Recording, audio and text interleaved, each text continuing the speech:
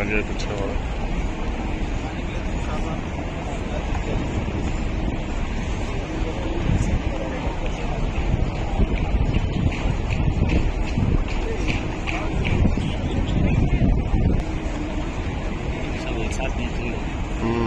آگے پیچھے والا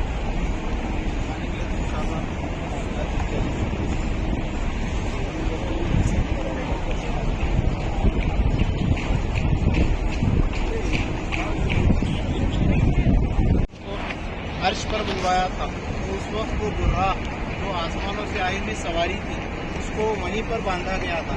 آج بھی وہاں پر ایک نشان ہے جہاں پر باندھا گیا تھا. رسول اللہ صلی اللہ علیہ وسلم آرام فرما رہے تھے کہ حضرت جبرائیل علیہ السلام پہنچے, کیونکہ اس واقعے کا بھی ایک پس منظر ہے. اس کے پیچھے کے دو چار مختصر واقعے یہ ہیں کہ آپ صلی اللہ علیہ وسلم کے جو چچا تھے ابو طالب, آپ کے خاص چچا ہر وقت ساتھ رہتے تھے, ہر وقت ڈھال بن کر آگے کھڑے ہوتے تھے.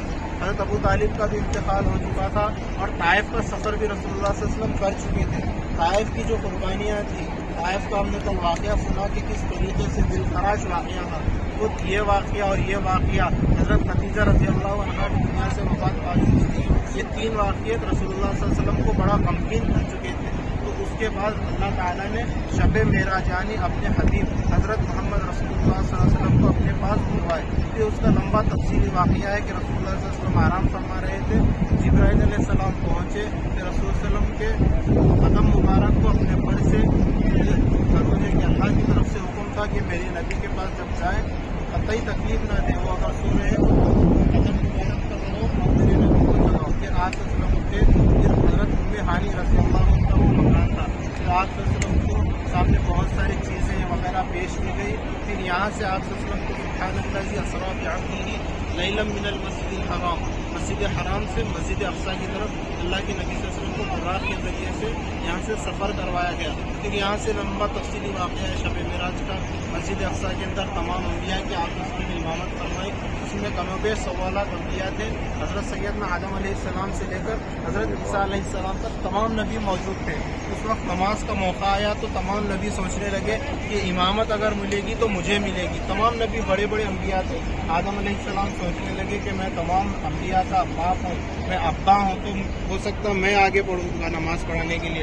ابراہیم علیہ السلام بھی موجود تھے, وہ سوچنے لگے کہ میں خلیل اللہ ہوں, اللہ کا دوست ہوں, ہو سکتا میں نماز آگے پڑھوں گا. تمام نبی کے تمام مرتبے تھے. پھر آپ صلی اللہ علیہ وسلم کو حضرت جبرائیل علیہ السلام نے ہاتھ پکڑ کر آگے کیا اور پھر آپ صلی اللہ علیہ وسلم نے تمام انبیاء کی امامت فرمائی. اسی لیے ہمارے نبی حضرت محمد صلی اللہ علیہ وسلم کو امامت انبیاء کہا جاتا ہے. پھر وہاں سے وہاں ایک پہاڑ ہے, اس مقدس پہاڑ کے ذریعے سے اللہ تعالیٰ نے پہلا آسمان, دوسرا, تیسرا, چوتھا, پانچواں, چھٹا, یہاں تک کہ عرش پر اللہ تعالیٰ نے بلوایا. پھر وہاں سے ہمیں نماز کا اللہ تعالیٰ نے تحفہ دیا اور بہت ساری نعمتیں, بہت سارے تحائف اللہ نے عرش کے ذریعے سے ہم تک پہنچائے. تو جو کچھ ہم تک شریعت پہنچی ہمارے نبی صلی اللہ علیہ وسلم کے ذریعے سے پہنچی, وہ ام ہانی رضی اللہ عنہ کا وہاں پر مکان تھا. یہاں کی جو دو زیارتیں ہیں, ایک تو حضرت سیدنا ابو بکر صدیق رضی اللہ عنہ کا یہ مکان, دوسرا حضرت ام ہانی رضی اللہ عنہ کا مکان. اب ہم مکہ مکرمہ میں خیام میں 2-4-5 دن سلمان سے کر لیں. ان کے نام پہ یہ ایکسٹینشن ہوا تو ہے. اگر آپ جمعہ کے دن جلدی حرم سے اگر اپنے روم سے نہیں نکلے تو آپ کو یہیں سے آپ کو نماز پڑھنا پڑتا. تو اس سے بہتر ہے اگر آپ چاہتے ہیں مسجد حرم میں پڑھنا طواف مطاف کی جگہ, تو آپ اپنے روم سے 9:30 بجے یا 8:30 بجے تک چلے آنا. نہیں تو آپ چاہیں تو بھی وہاں نہیں جا سکتے, آپ کو یہیں جانا پڑتا. پھر یہاں بھی نہیں پڑھنا پڑتا, پھر اس کے اوپر 3rd فلور پہ جانا پڑتا. تو بہتر یہی ہے, مکہ مکرمہ میں ایک جمعہ ملتا ہے تو ہم جمعہ کے دن اچھی جلد سے تیاری کر کے وہاں پڑھنے کی کوشش کرنا. باہر گیٹ سے انٹر ہونے کا آرام سے اس کے آگے ایک گیٹ ہے جی فہد, باب فہد, فہد کے نام سے ہے. وہ بھی آپ کو یہاں پر حضرت سیدنا عمر رضی اللہ عنہ کا قبیلہ آباد تھا. اسی کے نیچے البیت ہے. آپ کو پتہ ہے البیت کے بارے میں؟ البیت کا ایسا ہے, لبیک بھی بولتے ہیں جی, آپ کو البیت بھی بولتے ہیں. اور یہاں ہر آدمی آتا ہے, وہ کھانا چاہتا ہے, وہ سمجھتا ہے یہ بھی عمرے کے احکامات میں صرف احکام ہے, اس میں نہیں ہے. اگر آپ چاہتے ہیں تو وہ یہاں پر ہے. البیت کی بھی ایک عجیب تاریخ ہے. جو اس کے اونر تھے ان سے کسی نے سوال کیا انٹرویو کے موقع پر کہ آپ کو اللہ تعالیٰ نے اتنی جو برکت دی ہے اس کی وجہ کیا ہے. تو وہ کہنے لگے کہ جب بھی میں البیت इधर आ जाए, लेडीज इस तरफ अपने सीधे हाथ की तरफ आ जाए।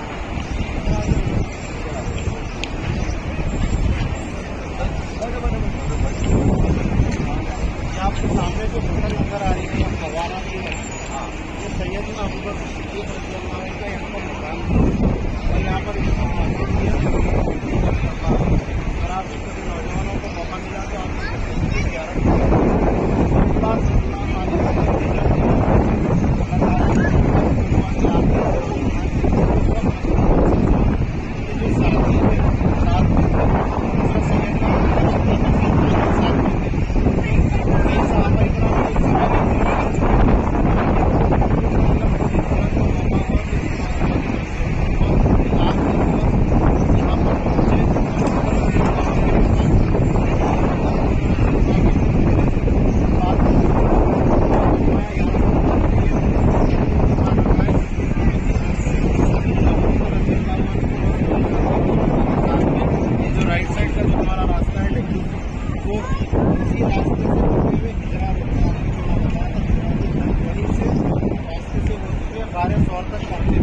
आप इसकी ज़ियारत कीजिए, इस मंज़र की ज़ियारत कीजिए। हम तो सुनते थे उस ज़माने के वाक़यात, लेकिन आज यहाँ देख रहे हैं ऐसे आ रहा है, दुनिया वगैरह है। लेकिन हमें उस तस्वुर में जाना है कि रसूलुल्लाह सल्लल्लाहु अलैहि वसल्लम किस तरीके से, किस कुर्बानियों के ज़रिए से यहाँ से हिजरत किए और ऊँट पर कभी पैदल कभी ऊँट पर चलते हुए मदीने की तरफ हिजरत किए। कि आपने इसकी ज़ियारत करनी है, फिर आप जैसे किंग अब्दुल अजीज, बाब अब्दुल अजीज जो गेट है, हम लोग दो पहाड़ है आ रही आप सब लोगों को सफ़ा और मरवा। ये सफ़ा और मरवा जो पहाड़ है, अल्लाह ताला ने कुरान मजीद में बताया सफ़ा वल मरवा मिन शाइरिल्लाह, अल्लाह से शायर है वो सफ़ा और मरवा। यहीं पर हम लोग सफ़ा और मरवा पर सही करते हैं। सफ़ा और मरवा की बड़ी तारीफ है। आप सल्लल्लाहु अलैहि वसल्लम सफ़ा की पहाड़ी खड़े होकर ही फरमाया था कि उस ज़माने में इसके पीछे पूरी कुछ भी आबादी नहीं थी, सामने आबादी थी, यहाँ पर हर जगह पहाड़ थे। तो सफ़ा और मरवा के जो पहाड़ के दरमियान एक जगह है, मैंने उसके बारे में बताया था। क़यामत के करीब, पूर्व क़यामत के करीब वहीं पर से एक जानवर निकलेगा जिसे दावत कहते हैं। कहा जाता है कि वो एक में ही निकलेगा। और ने और तहकीक करके ये कहा कि दावत क़यामत के करीब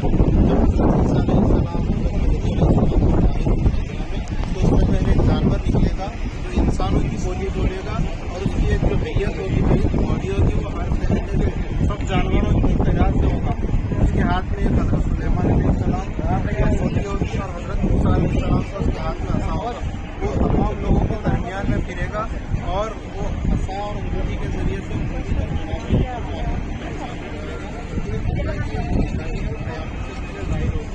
सफ़ा और मरवा के दरमियान में ये जो पहाड़ है, ये असल में पहाड़ है। इंशाअल्लाह आगे से आपको दिखेगा।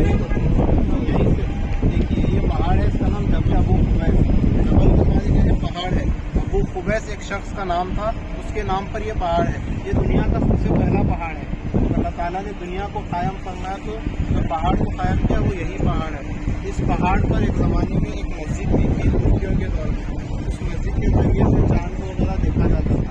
इसके पीछे बहुत सारे वाक़यात हैं। जब नूह अलैहिस्सलाम के ज़माने में तूफ़ान नूह आया, सारी दुनिया तबाह हो गई, तो अल्लाह ताला ने जो हजर अस्वद है अंदर, हजर अस्वद संगे मरमर जो है हजर अस्वद, दुनिया में तीन चीज़ें जो जन्नत से उतरी हुई हैं, दो मक्के में है, एक मदीने में है।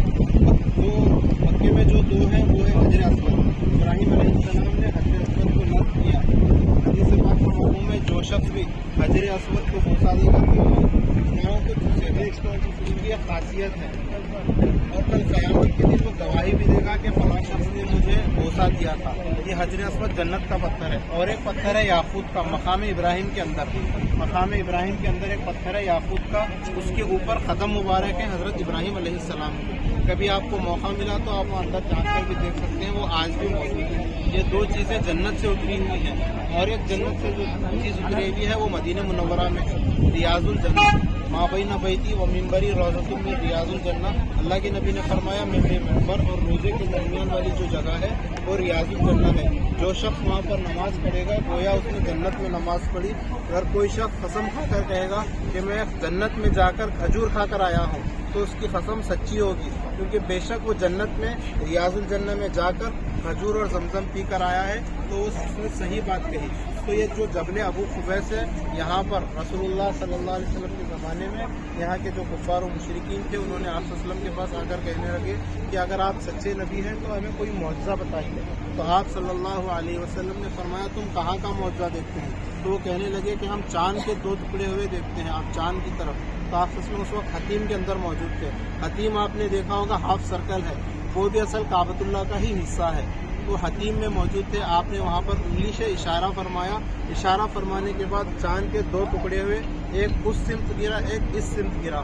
तो जब कुफ़ार ने जहाँ के मुशरिकीन ने देखा उन्हें तो हिदायत नहीं मिलने वाली थी, तो उन्होंने कहा मोहम्मद का जादू तो चाँद पर भी है सल्लल्लाहु अलैहि वसल्लम। अल्लाह जिनको हिदायत देना चाहे उन्हें हिदायत देते हैं, ऐसी निशानियाँ बताने के बाद भी वो लोग हिदायत याफ्ता नहीं होते। तो ये जबल अबू खुबैस है।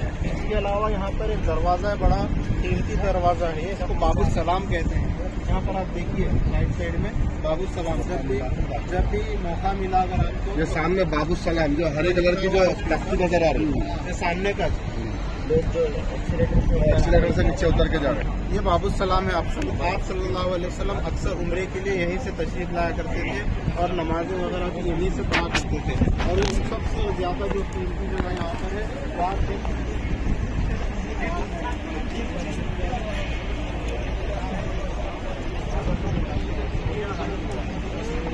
तो कहते सल्लल्लाहु अलैहि वसल्लम आपकी पैदाइश यहीं पर हुई थी। ये वही मकान है, मुबारक मकान है। आप इसको देखिए, कसरत के साथ दुरूद भी पढ़िए, जहाँ पर हादी आलम इमामुल अंबिया हमारे नबी हज़रत मोहम्मद सल्लल्लाहु अलैहि वसल्लम यहीं पर पैदा हुए थे। आजकल वो वहाँ पर बंद है, वहाँ पर एक लाइब्रेरी बनाई गई है, आप करीब से ही उसकी ज़ियारत कर। यही कहते हैं कि अल्लाह वहदहू ला शरीका लहू है, अहद है, समद है। तो इस बात को वो नहीं मानता था और जुल्म करता था, यहाँ तक कि हज़रत सुमैया रज़ी अल्लाह अन्हा को उसने 2 ऊँटों के, एक पैर को एक ऊँट पर, दूसरे ऊँट को दूसरे पैर पर, दोनों को 2 सिमत पर भेज दिया और उन्हें शहीद कर दिया।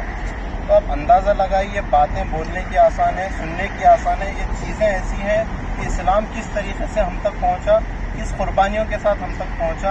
आज हम अल्हम्दुलिल्लाह यहाँ पर पहुँचे हैं मक्का मुकर्रमा में। सहाबा इकराम की कुर्बानियों की वजह से आज हम लोग भी ला इलाहा इल्लल्लाह मुहम्मदुर रसूलुल्लाह कहने वाले हैं। तो हमारी भी ये जिम्मेदारी होती है कि आने वाली वक्त मुर्तद ना हो जाए, दीन से दूर ना हो जाए, तो उनके लिए हमें भी दीन की कुर्बानियाँ जैसी भी आजमाइश आए तो हमें साबित कदम रहना है। इसीलिए यहाँ पर आए हुए हैं, हरम में बैठकर यही दुआ करना है, या मुक़ल्लिबल क़ुलूब सब्बित क़ल्बी अला दीनिक, अल्लाह में इस्लाम पर कायम रख, इस्तिक़ामत रख और हमारी नस्लों को भी आपके दीन के ताबे बना। तो आप देख लीजिए यहाँ पर भी, और जो कुछ भी याद है तीनों कुल वगैरह वो भी पढ़िए। तो दुनिया की तमाम चीज़ें यहाँ पर मिलेंगी आपको। बेमौसम फल भी मिलता है आपको, यहाँ आम भी मिलता, कड़ंगर भी मिलता, खरबूज भी मिलता, तरबूज भी मिलता, जिसका सीज़न ही है वो भी मिलता। उसकी वजह यह है अल्लाह ने उस दुआ को कबूल किया और क़यामत तक के आने वाले तमाम चीज़ों को यहाँ पर रख दिया। इसके बाजू ये और एक रोड है, इस रोड का नाम है हिजरा रोड। उसे इसलिए हिजरा कहा जाता है कि रसूलुल्लाह सल्लल्लाहु अलैहि वसल्लम सैयदना अबू बकर सिद्दीक़ रज़ी अल्लाहु अन्हु के साथ हिजरत के मौके पर जो हिजरत फरमाई थी इसी रास्ते से फरमाई थी, इसीलिए उसको हिजरा कहा जाता है। ये रास्ता आगे जाने के बाद 4-5 किलोमीटर के बाद वहाँ पर गार सौर है, इंशाअल्लाह हम कल वहाँ पर देखेंगे, तफसीली वाक़या भी वहाँ पर सुनेंगे कि इसी रास्ते से इमामुल अंबिया सल्लल्लाहु अलैहि वसल्लम ने हिजरत फरमाई थी। हमारी होटल के पास एक पतली सी गली है, उसको मुनशिया कहते हैं, वहीं पर रुबात था हैदराबाद, नवाब मीर उस्मान अली खान साहब हमारे इलाके के, उन्होंने आने वाले हाजियों के लिए यहाँ पर एक बिल्डिंग कायम की थी, उसको रुबात कहते हैं।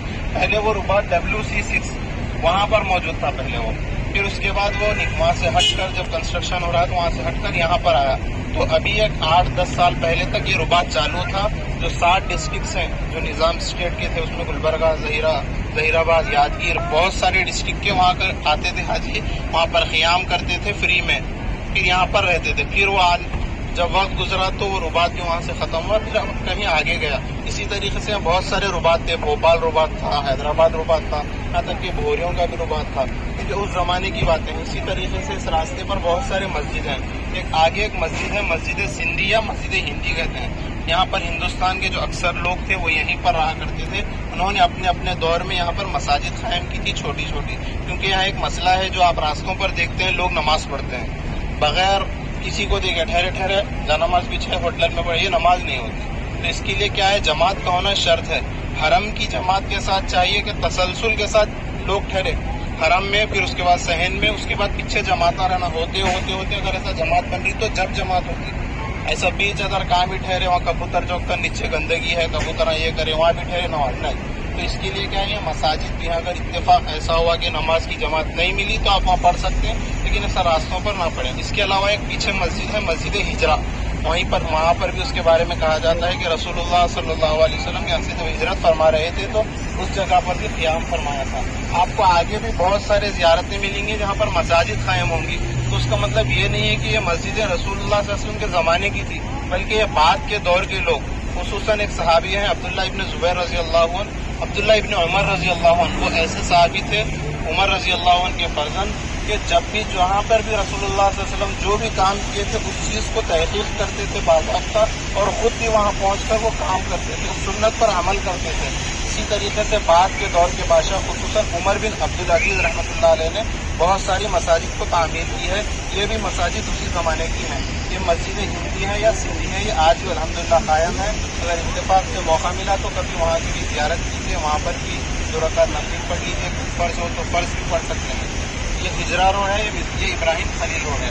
یہ جو آپ دیکھ رہے ہیں کلاک ٹاور ہے، یہ کلاک ٹاور آج سے 20 سال 25 سال پہلے یہاں پر ایک پہاڑ تھا، ترکیوں کے دور کا ایک پہاڑ تھا، وہ پہاڑ کو کاٹ کر کلاک ٹاور بنایا گیا۔ وہ پہاڑ کے اوپر مانیٹرنگ کرنے کے لیے، پورے حرم کو مانیٹرنگ کرنے کے لیے وہاں پر ایک فوج کا ایک اڈا تھا، وہیں سے پورے حرم کی زیارت کرتے تھے، آنے والے حجاج کرام کو دیکھا کرتے تھے۔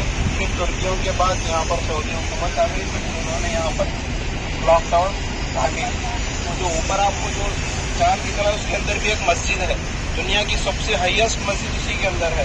وہاں کے بھی آپ کئی لوگ ویڈیو بھی دیکھ چکے ہیں کہ وہاں پر بھی نماز ہوتی ہے، حرم کی نماز وہاں پر بھی ہوتی ہے۔ پھر اسی طریقے سے جو گھڑی ہے وہ بھی دنیا کی سب سے بڑی گھڑی ہے، کہا جاتا ہے کہ وہ سب سے بڑی گھڑی ہے۔ پھر اسی طریقے سے اوپر چاند کے نیچے کا جو حصہ ہے، جب بھی اذان ہوتی ہے تو اس کے اندر ایک گرین لائٹ نکلتی ہے۔ آپ نے غور کرو، جب بھی اذان ہوتی رہتی شام میں، خصوصاً مغرب اور عشاء کے ٹائم، تو اس کے اندر سے لائٹ نکلنا شروع ہوتی ہے۔ پھر وہ چاند کے اندر سے بھی ایک روشنی نکلتی، وہ کب نکلتی؟ جب بھی نیا مہینہ شروع ہوتا ہے، محرم ہو، سفر ہو، ربیع الاول کا مہینہ ہو، تو اس کے اندر سے ایک چاند کے اندر سے بھی روشنی ہوتی ہے، یعنی سب سے ہائیسٹ LED بھی اس کے اندر ہے۔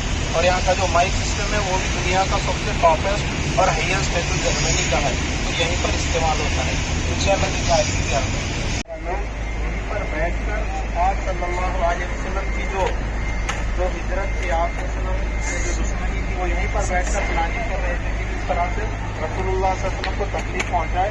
تو اسی کے بیچ میں شیطان بھی آ کر بیٹھا تھا، تو اس نے یہ کہا تھا کہ رسول اللہ صلی اللہ علیہ وسلم کے گھر پر ہر قبیلے سے ایک فرد کھڑا ہو اور 100 افراد مل کر رسول اللہ صلی اللہ علیہ وسلم جہاں پر تیار ہو، اس طرح وہاں پر رسول اللہ صلی اللہ علیہ وسلم کا گھر بھی لگائیں گے، وہاں پر ایک دم سے ہم لوگ حملہ کریں گے۔ تو یہ لمبا تفصیلی واقعہ ہے ہجرت کا، کہ حضرت علی رضی اللہ عنہ کو اللہ کے نبی صلی اللہ علیہ وسلم نے وہاں پر رکوایا تھا، اور تمام امانتیں جتنی بھی یہاں کی تھی وہ تمام امانتیں وہاں پر رکھوا کر رکھے تھے، اور یہ فرمایا تھا کہ جب میں مدینہ منورہ پہنچوں گا تو اس وقت یہ تمام امانتیں پہنچا کر تم بھی مجھے وہاں پر مل جاؤ۔ تو اس وقت تمام لوگ کفار تھے، یہاں کے قریش کے جو سردار تھے، وہ رات میں اچانک حملہ کرنا چاہتے تھے، لیکن کیا دیکھتے ہیں کہ وہاں پر حضرت علی رضی اللہ عنہ موجود ہیں، تو انہوں نے پھر اس کا لمبا تفصیلی واقعہ ہے، پھر رسول اللہ صلی اللہ علیہ وسلم نے سورہ یاسین کی صورتیں پڑھتے ہوئے مٹی کو اٹھایا اور تمام لوگوں میں ایدیہم صدّا ومن خلفہم صدّا فاغشیناہم فہم لا یبصرون، یہ آیتیں پڑھ کر قریش مکہ جو بھی سردار تھے ان پر پھینکا، پھر اللہ تعالیٰ نے ان کی آنکھوں کو بند کر دیا۔ پھر یہاں سے آپ صلی اللہ علیہ وسلم ہجرت کر کے ابوبکر رضی اللہ عنہ کے مکان پر گئے، پھر وہاں سے آپ غار ثور کی طرف چلے۔ تو یہ راستہ ہے جہاں سے امام حرم صاحب داخل ہوتے ہیں اور یہیں سے نکلتے ہیں، اس کے نیچے جنازہ گاہ بھی ہے۔